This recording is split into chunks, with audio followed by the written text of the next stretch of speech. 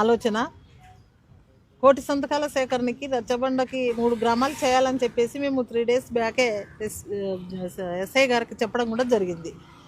కానీ చూసుకుంటూ పోయే ముందర మేము ఆ ఊర్లోకి రానియమని చెప్పేసి మరి దుర్మార్గంగా తాగి ఒక 3 వ్యక్తులు, కేయి కుటుంబానికి చెందిన ఎవరో కేయి చంద్ర అని ఆయన, ఒక నాగరాజ్ అని ఆయన, ఇంకా 3 పిల్లలంతా తాగి నలుగురు మరి నా జీపుకు అడ్డపడి వీరంగం చేసి వెళ్ళకూడదు ఊర్లేకని చెప్పేసి నేను అడిగినా, మీ ప్రాబ్లం ఏంటి, మీ ప్రాబ్లము ఏ విధంగా రావద్దు అంటున్నారు మీరు అని చెప్పేసి. నేను ఆ గ్రామానికి ఎమ్మెల్యేగా ఉన్నప్పుడు కూడా మా అధికారంలో ఖచ్చితంగా మా ఊరికి రావాల్సిన సబ్స్టేషన్ తీసుకుపోయి ఆ ఊరికి 2,10,00,000తో ఆ ఊరికి సబ్స్టేషన్ తీసుకోవడం కూడా జరిగింది.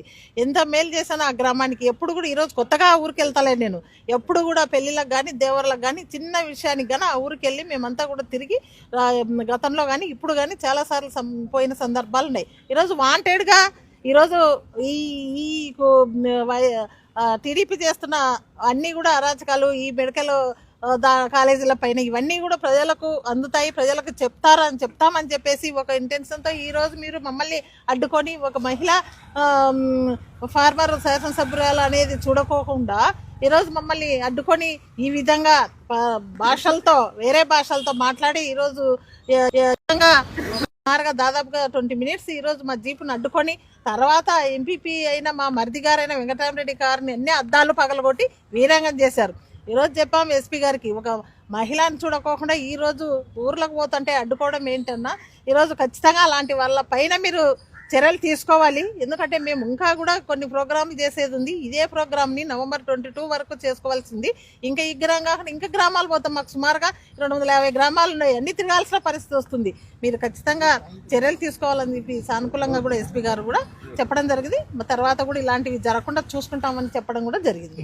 పుట్టి సంతకాలు పోయినప్పుడు మా గ్రామంలోకి రాకూడదని ఒక తెలుగుదేశం పార్టీ నాయకుడు మాత్రమే దౌర్జన్యం చేసి గ్రామంలోకి రాకుండా చేశాడు. అక్కడ 2 వర్గాలు ఉన్నాయి. అక్కడ పీస్ఫుల్గా ఉన్నటువంటి గ్రామంలో కేవలము మెహర్బానీ కోసం వాడు చేసినటువంటి డిస్టర్బెన్స్ ఎస్పీ గారికి చెప్పడం జరిగింది. ఎందుకంటే ఏ గ్రామంలోకి కూడా ఎవరిని రావద్దనేటువంటి అధికారం లేదు. ఇంతకుముందు వైఎస్ఆర్ కాంగ్రెస్ పార్టీ అధికారంలో ఉన్నటువంటి 5 సంవత్సరాలలో తెలుగుదేశం పార్టీ నాయకులందరూ కూడా అన్ని గ్రామాలలో స్వేచ్ఛగా తిరిగేటువంటి అవకాశం కల్పించాం. కానీ ఇప్పుడు కోటి సంతకాలకు పోతూ ఉంటే వాళ్ళు తెలుగుదేశం పార్టీ నాయకులు వాళ్ళ బండారం బయటపడుతుంది. వాళ్ళు చేసేటువంటి ప్రజా వ్యతిరేక కార్యక్రమాలు ప్రజలకు తెలియజేయడానికి వస్తున్నారు.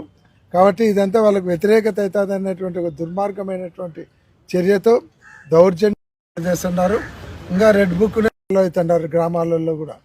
కాబట్టి ఎస్పీ గారికి చెప్పిన ఇటువంటి చర్యలు పునరావృతం కాకుండా చర్యలు తీసుకోండి, ముందే ప్రికాషన్స్ తీసుకోండి. లేదంటే కనుక వాళ్ళు గలాటలు చేయడం మొదలు పెడితే, మా వాళ్ళు మొదలు పెడితే మళ్ళీ కర్నూలు జిల్లా ఈరోజు ప్రశాంతంగా ఉంది. ఈ తెలుగుదేశం పార్టీ నాయకులు చేసేటువంటి విధానాలతో మళ్ళీ పూర్వం ఫ్రాక్షన్ జిల్లాగా పేరు పోయింది. మళ్ళీ ఆ పరిస్థితులు కల్పించకుండా ప్రికాషన్స్ తీసుకొని ఎవరైతే ఇటువంటి కార్యక్రమాలు చేస్తున్నారో వాళ్ళ మీద చర్యలు తీసుకోవాలని ఎస్పీ గారికి చెప్పడం జరిగింది. ఎస్పీ గారు కూడా తప్పకుండా చర్యలు తీసుకుంటామని చెప్పడం కూడా జరిగింది.